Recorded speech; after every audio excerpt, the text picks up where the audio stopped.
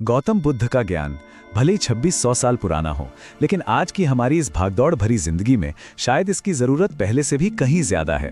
तो आज हम उनकी 12 सबसे दमदार सीखों को समझने की कोशिश करेंगे, जो हमारे जीने का नजरिया पूरी तरह से बदल सकती हैं। ये कोई मामूली सवाल नहीं थे। करीब 2600 साल पहले यही सवाल एक राजकुमार के मन में एक तूफान लेकर आए थे। इतने गहरे सवाल कि उन्होंने उसे सच की खोज में अपना आलीशान महल तक छोड़ने पर मजबूर कर दिया। तो आज के सफर में हम सबसे पहले उस राजकुमार के सवालों को जानेंगे, फिर समझेंगे कि उन्होंने अपनी अंदरूनी और बाहरी दुनिया को लेकर क्या ज्ञान दिया, और आखिर में उनकी सबसे जरूरी और आखिरी सीख पर बात करेंगे। तो चलिए कहानी की शुरुआत करते हैं राजकुमार सिद्धार्थ के शुरुआती जीवन से।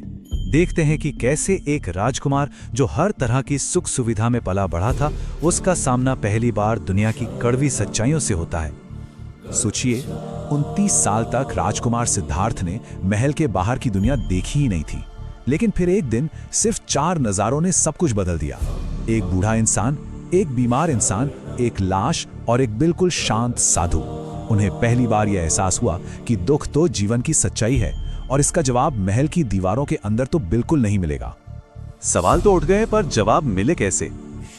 इसकी शुरुआत हुई अपने मन को, अपनी भीतरी दुनिया को समझने से। तो चलिए देखते हैं बुद्ध की वो सीखें जो हमें अपनी अंदरूनी दुनिया को जीतने में मदद कर सकती हैं। आइए इसे एक कहानी से समझते हैं। ये कहानी है एक बहुत ही शक्तिशाली एक वॉर एलिफेंट की, जो एक दिन बुरी तरह से दलदल में फंस गया था। जब उस ताकतवर हाथी को दलदल से निकालने की हर कोशिश, हर तरह की ताकत नाकाम हो गई, तो बुद्ध ने बस एक काम करने को कहा, युद्ध के नगाड़े बजाओ। और जैसे ही नगाड़े बजे, युद्ध की उस आवाज ने हाथी के अंदर सोए हुए जोश को फिर से जगा दिया, और उसने अपनी पूरी ताकत से खुद को आजाद कर लिया।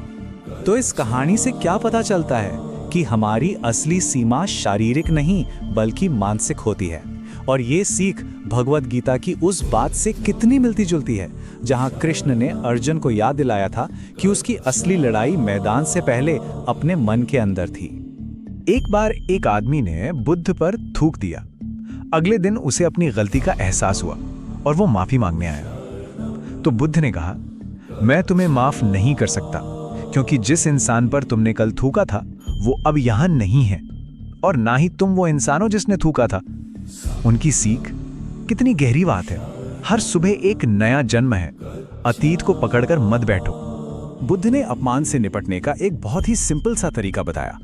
सोचिए, अगर कोई आपको एक पार्सल दे और आप उसे लेने से ही मना कर दें, तो वो पार्सल किसके पास रहेगा?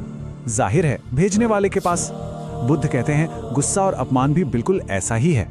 अगर आप उसे स्वीकार ही नहीं करते, तो वो आपको छू भी नहीं सकता। अच्छा, तो मन को तो जीत लिया, पर बाहर की दुनिया का क्या, समाज का क्या? मन को साधने के बाद बुद्ध ने बाहरी दुनिया को समझने पर भी उतना ही जोर दिया। चलिए उनकी कुछ सामाजिक सीखों पर नजर डालते हैं। एक बार एक अछूत मानी जाने वाली महिला ने बुद्ध को पानी देने से मना कर दिया। तो बुद्ध ने कहा, मैंने पानी मांगा है, तुम्हारी जाति नहीं। उनकी सीख एकदम साफ थी, कोई भी जन्म से ऊंचा या नीचा नहीं होता। असली नीची जाति का वो इंसान है जिसके कर्म बुरे हैं, जो क्रोधी है, लालची है और बेईमान है। और देखिए, बुद्ध की ये बात सीधे सीधे भगवद गीता के गुण कर्म विभागशः सिद्धांत से मिलती है। दोनों ही हमें एक ही सच्चाई सिखाते हैं, हमारा असली मूल्य हमारे जन्म से नहीं बल्कि हमारे कर्मों और हमारे गुणों से तय होता है। एक और किस्सा है आम्रपाली का, जो एक वेश्या थी। जब उसने बुद्ध को भोजन पर बुलाया तो पूरे गांव ने उनकी बुराई की, लेकिन बुद्ध गए। और अगली सुबह जानते हैं क्या हुआ? आम्रपाली एक भिक्षुणी के रूप में बाहर निकली और उसने अपनी सारी दौलत दान कर दी थी। बुद्ध ने यह दिखाया कि किसी का अतीत उसका भविष्य तय नहीं कर सकता। जब गांव वालों ने सवाल उठाया तो बुद्ध का जवाब सच में बहुत गहरा था। उन्होंने कहा, मेरी शुद्धि उसकी अशुद्धि से ज्यादा शक्तिशाली है। ये बात हमें सिखाती है कि करुणा में, अच्छाई में किसी को भी बदलने की ताकत होती है। सवाल बस ये है कि क्या हम दूसरों को उनके अतीत से आगे देखने को तैयार हैं? तो खुशी क्या है और हम इसे आखिर खोजते कहाँ हैं? हमारा अगला हिस्सा इसी कभी न खत्म होने वाली खोज के बारे में है। बुद्ध ने एक दुखी लड़की को किसी ऐसे इंसान को खोजने भेजा जिसे कोई दुख ना हो। वो किसान के पास गई, जमींदार के पास गई, मंत्री से मिली, यहाँ तक कि राजा से भी मिली, पर हर कोई किसी ना किसी डर, किसी ना किसी चिंता से दुखी था। तब जाकर उस लड़की को समझ आया, दुख किसी एक का नहीं, बल्कि ये तो जीवन का एक हिस्सा है जो सबके पास है। एक दिन कई अमीर लोग बुद्ध के लिए बड़े बड़े कीमती तोहफे लेकर आए। बुद्ध ने शांति से उन सभी को स्वीकार किया और एक तरफ रख दिया। फिर एक गरीब औरत आई और उसने अपना आधा खाया हुआ सेब बुद्ध को दिया, जिसे बुद्ध ने बड़े प्यार से तुरंत खा लिया। लोगों ने पूछा ऐसा क्यों? तो बुद्ध ने समझाया, उन अमीरों ने अपनी दौलत का बस एक छोटा सा हिस्सा दिया, पर इस औरत ने वो सब कुछ दे दिया जो उसके पास था। ये हमें सिखाता है कि देने का असली मूल्य उसकी कीमत में नहीं, बल्कि देने वाले के इरादे में होता है।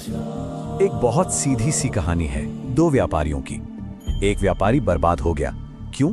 क्योंकि उसका सारा ध्यान इस बात पर था कि उसका कॉम्पिटिटर कितना आगे बढ़ रहा है। वहीं दूसरा व्यापारी सफल हुआ क्योंकि उसका ध्यान सिर्फ और सिर्फ अपने काम पर था। सीख बिल्कुल साफ है, दूसरों से जलने में अपनी ऊर्जा बर्बाद करने से अच्छा है उसे खुद को बेहतर बनाने में लगाओ। अब हम आते हैं बुद्ध की शिक्षाओं के बिल्कुल सार पर, वो बुनियादी सच जो उनके पूरे ज्ञान की नींव है। बुद्ध के ज्ञान का जो पूरा निचोड़ है वो इन 3 सच्चाइयों में है। पहला, जीवन में दुख है, इसे स्वीकार करो, ये सच्चाई है। दूसरा, उस दुख का कारण हमारी इच्छाएं और हमारा लगाव है। और तीसरा, जो सबसे जरूरी है, अगर हम अपनी इच्छाओं पर काबू पा लें तो हम दुख से आजाद हो सकते हैं। और ये ज्ञान सिर्फ पुरानी किताबों में ही नहीं है। आज सोचिए, दुनिया भर में 50 करोड़ से भी ज्यादा लोग इन शिक्षाओं पर चलते हैं। ये इस बात का सबसे बड़ा सबूत है कि बुद्ध का दिखाया रास्ता आज भी उतना ही जरूरी और शक्तिशाली है। और हम बुद्ध के इस एक विचार के साथ आज की बात खत्म करते हैं। इसे जरा ध्यान से सुनिए। तुम्हें तुम्हारे क्रोध के लिए दंड नहीं दिया जाएगा, तुम्हें तुम्हारे क्रोध द्वारा ही दंड दिया जाएगा। यह हमें याद दिलाता है कि सबसे ज्यादा नुकसान हमें कोई और नहीं, बल्कि हमारी अपनी नेगेटिव भावनाएं ही पहुंचाती हैं। सोचने वाली बात है ना?